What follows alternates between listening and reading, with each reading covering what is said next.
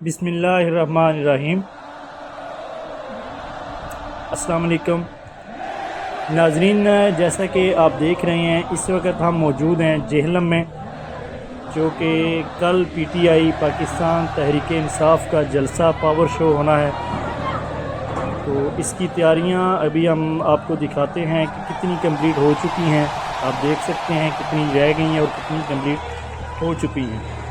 तकरीबन इसकी जो वो तैयारियां हैं वो काफ़ी हद तक कंप्लीट हो चुकी हैं। अभी आपको हम लाइव दिखाते हैं कि ये बड़ा स्टेज तैयार किया गया है।